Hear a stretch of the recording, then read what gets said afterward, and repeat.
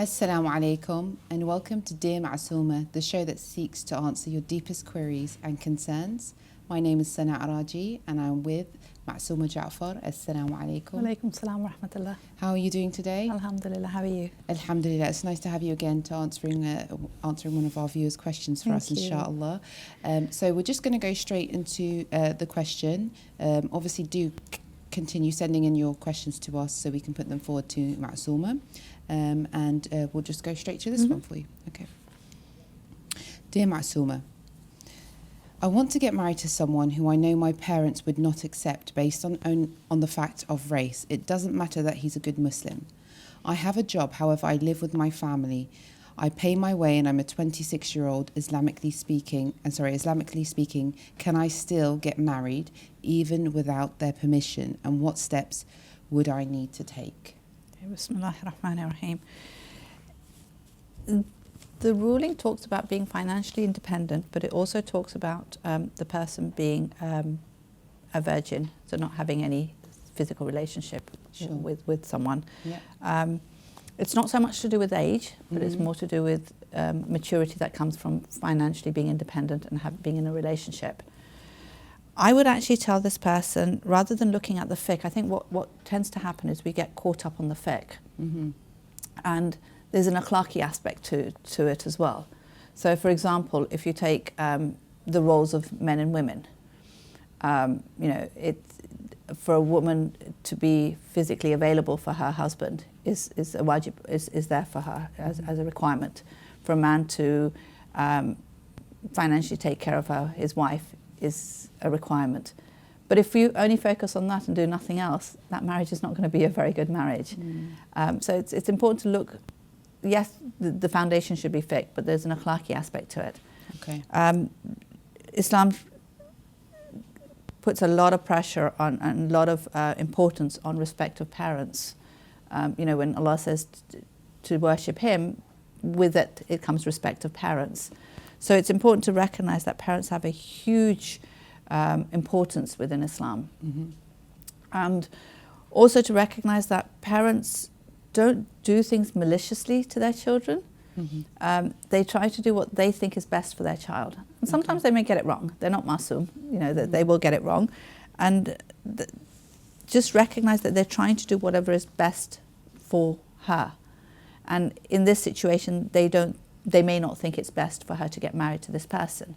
Now, there should be some sort of conversation between her and her parents to try to figure out why her parents think this way.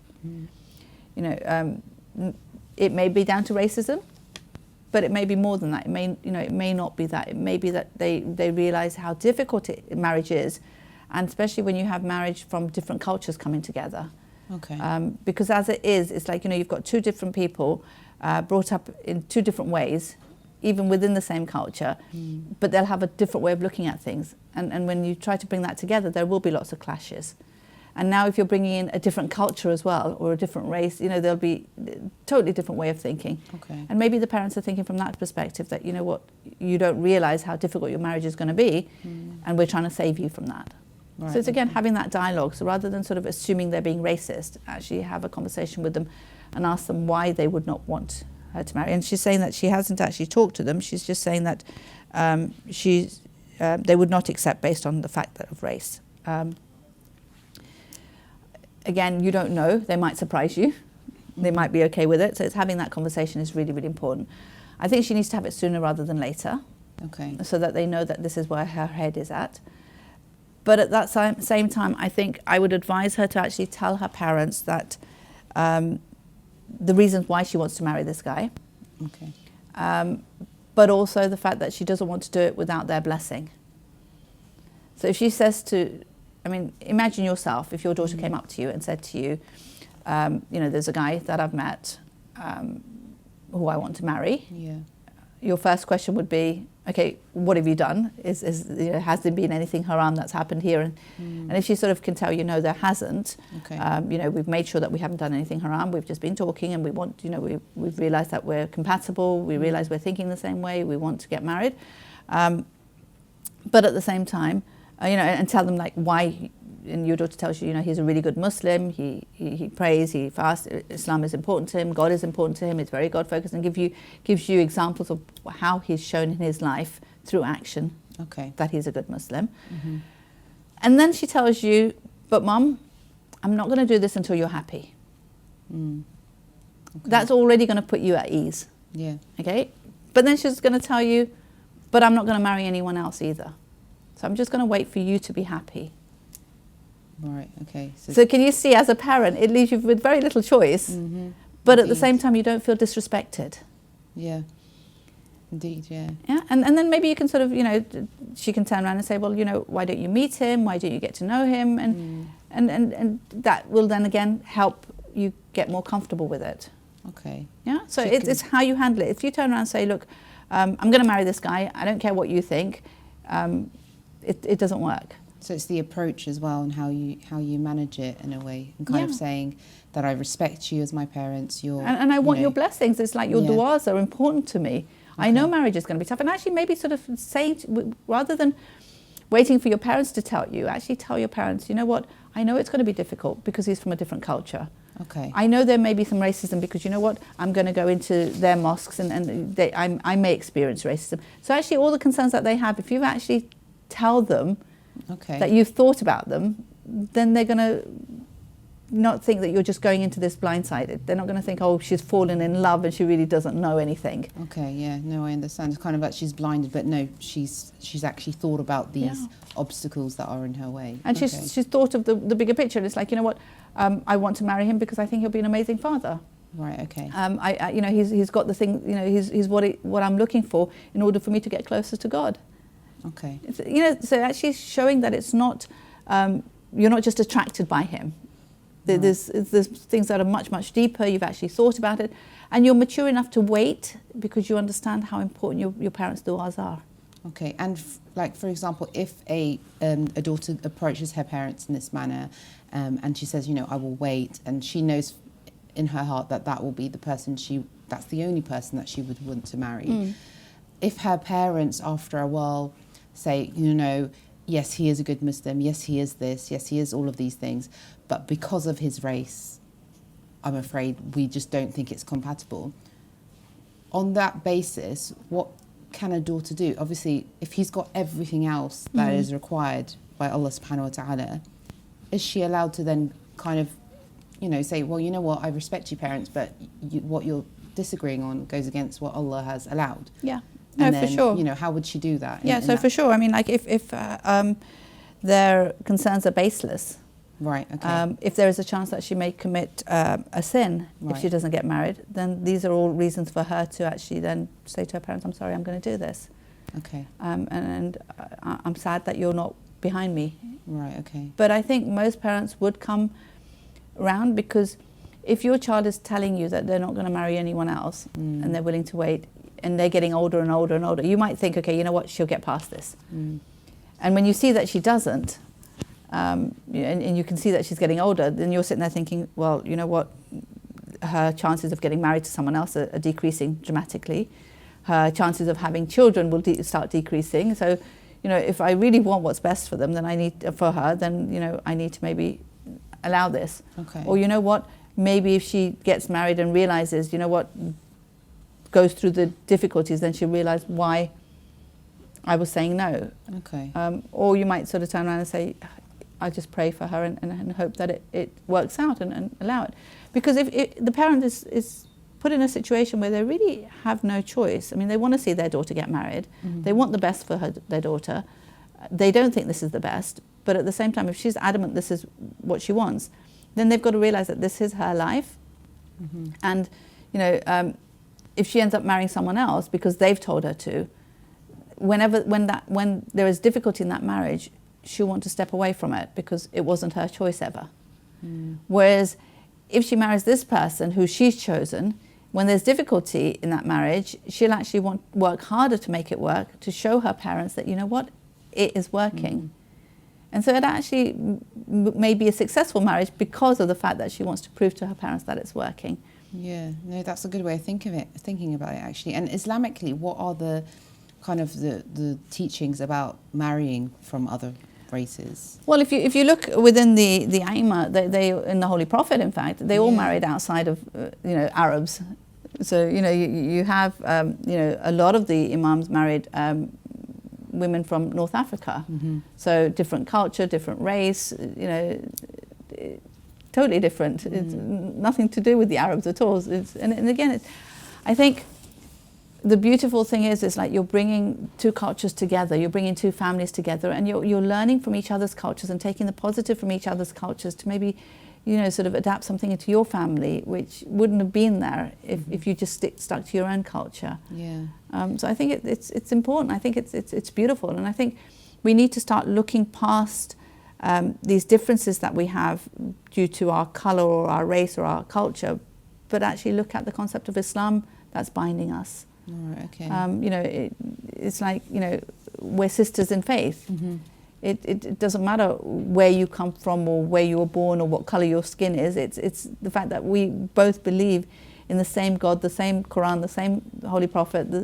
That's what binds us. Okay, and like where did this this racism occur? Like, when did it happen, and where did it come from? As in, why was it such an issue, or even now in today's day and age, why is it such an issue for some parents to accept their child marrying someone from a different, culture? I think there's lots of different reasons. One could be honestly down to the parent being worried that it's going to make the marriage more difficult. Right. It can actually make the marriage easier. If you look at it from the perspective of culture has a lot of baggage that comes with it. There's a lot of positives in culture, there's no doubt about that, but there's a lot of negatives that come with it as well. And sometimes when you marry within the same culture, you don't question, you don't grow, you you just accept, because you both have grown up with that. Okay. And again, even if you think you're marrying from the same culture, that culture is diluted dependent on where you're brought up. So for example, I've been brought up in the West.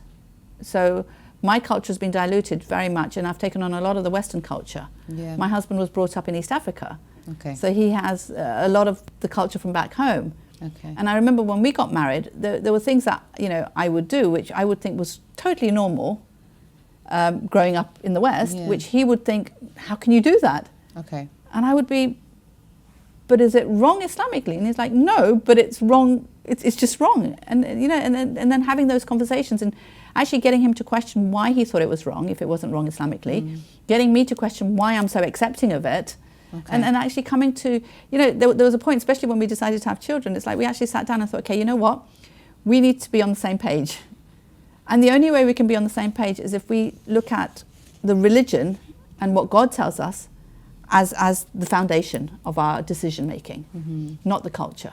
Yeah. And then we can sort of sit there and say, okay, you know what, I'm more comfortable with this and I'm less comfortable with that. But the foundation is the religion. And that made us much more God-focused. And if I'd married someone who had grown up here, I wouldn't have had that, because we would have been thinking the same way, and maybe it would have been the culture that was our focus rather than God. Right, okay. Do you understand what I'm trying to say? So it can actually make it more powerful, because you're clashing on everything else. So it's like if these two people come together and they're from a different race and they have a different culture, they may actually be clashing in what they think is acceptable or not. And so they say, okay, you know what, let's take it back to God. Let's make God our focus, where He dictates what's right and what's wrong, and anything else is up for discussion. Yeah. And we can actually discuss it. But the way you've done it, that's very clever, and it's beneficial. But I think a lot of people, they might not even think of doing something like that, or they're too stubborn, or to kind of let go of certain cultural things that they want to do. And I guess that's where the clash can come. Yeah. And that's the problem. It's like, I think a lot of the times we do things without question, because that's what we've been brought up with. Okay. And again, it's not necessarily always right. And it's when you question it that you realize that the flaws in it. A lot of people I know, when I talk to them, and it's like, they've sort of moved away from Islam. And when you actually discuss it with them, it's not Islam that they had a problem with. It's all the cultural stuff within it, which was brought within Islam, classified as Islam, but it wasn't. And when you actually tell them that, they're like, oh, but I thought that's what we believe. And I'm like, no, that's what the culture's telling you. That's not what God's telling you. Yeah. So I'm not saying culture's bad. There is a lot of positives that come out of culture. It's like, for instance, within a lot of the cultures from back home, the respect that we show to our parents and the respect that we show to the elders is much more than the Western culture teaches us. You know, and again, rather than just accepting it, actually, when we talk about it, actually sort of come from the perspective of, okay, that's important, but you know what? God actually tells us to respect our elders. God actually tells us to respect our parents, and they don't have to earn our respect. That is given to them by God. Yeah. Now that's much more powerful than the culture tells me to do it. Yeah, and on that point, what are the rights of the parents when it comes to marriage? So if the woman is under her father's protection, and like he's taking care of her, then she needs to have his permission. Okay. Financial independence is part of the independence that you have from your family, but that's not the only thing that's there. As I said, it's about actually being in a relationship beforehand as well. Right. Okay.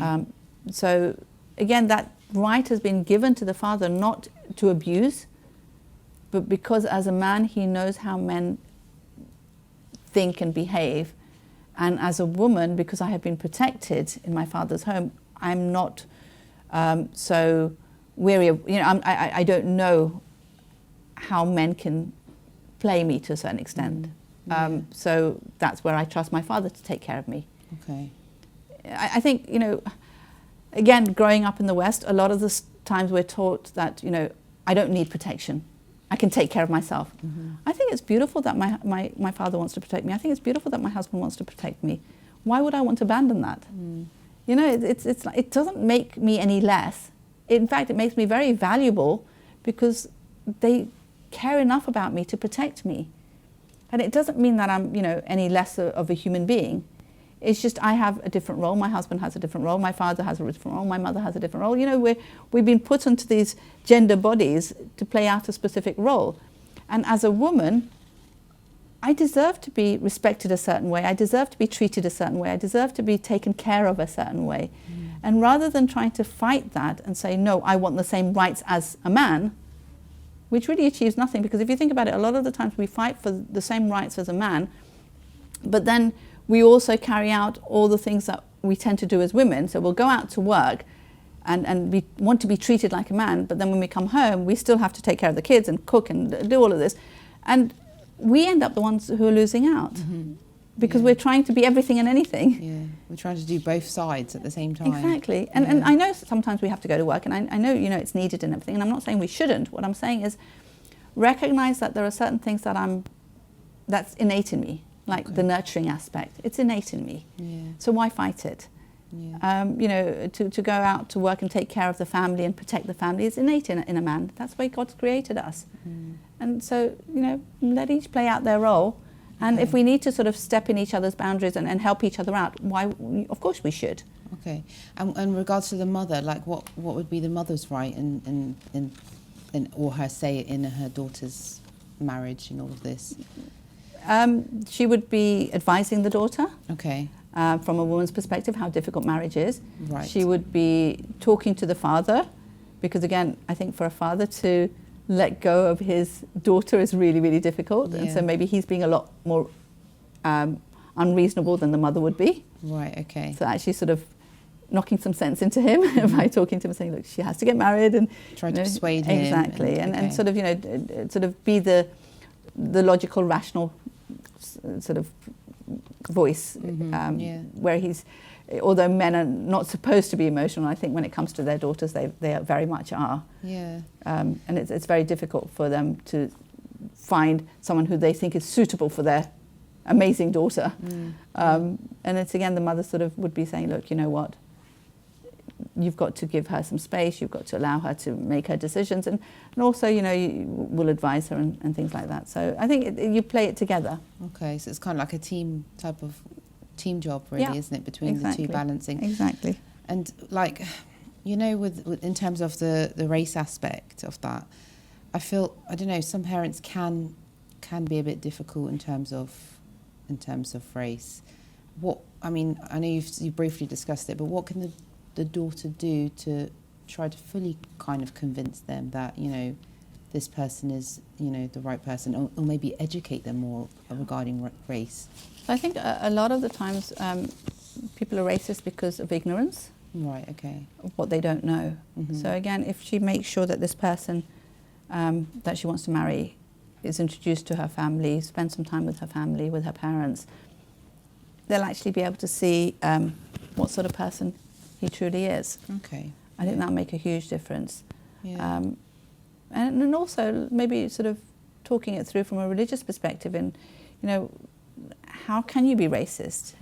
If this is to be racist is totally against Islam, how are you okaying this?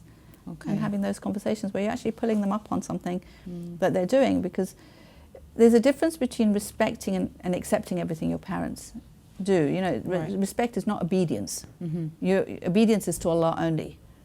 Respect is where you will try to make them happy, try to do what they want, but when it comes, you know, when it comes to a stage where it's against God's rulings or against God's wishes, then obviously you wouldn't listen to them. Yeah. So if they're actually doing something that is against God's wishes, and then they're actually, showing racism, or you know, they have racism within them, then I think it is the duty of the daughter to then pull them up on that, but do it in a respectful way. Yeah, indeed, and maybe ask a close relative to have a discussion with them, or, I know, to talk on her behalf, because sometimes it can be easier for someone else, maybe like an uncle or an auntie or something. Yeah, but again, be very careful that how it comes across as well, because it's like you don't want the parents to think that you've gone and complained about them to someone else. Yeah, no, of course. Yeah, it has to be all in a very respectful kind of and I think a lot of the times if you handle it yourself, it's showing your maturity. Yeah. And it's you're not losing it, you're not emotional, you know, and again here maybe it's sort of, it'll help you to grow and sort of recognize why you want to marry this person. So actually having that conversation with them to tell them why you're marrying this person, what you think are the positives of the marriage, what you think will be the difficulties in the marriage, you know, it'll actually bring it crystallize it in your own mind, which will help your marriage going forward as well. Okay, inshallah. Thank you so much for that, Masuma. It is, again, one of those tricky conversations. Unfortunately, it does exist at times, racism, but inshallah, may Allah guide us all, and we'll pray for the sister or anyone else that might have similar situations. Inshallah, whatever Allah plans will happen. And again, do send us in your questions, personal questions that relate to yourself, or just general questions, and we will pass it on to Sister Masuma, inshallah, to answer it for you. And again, thank you for joining us today. Thank you as well, and inshallah we'll see you again for another episode of Dear Masuma. Assalamu alaikum wa rahmatullahi wa barakatuh.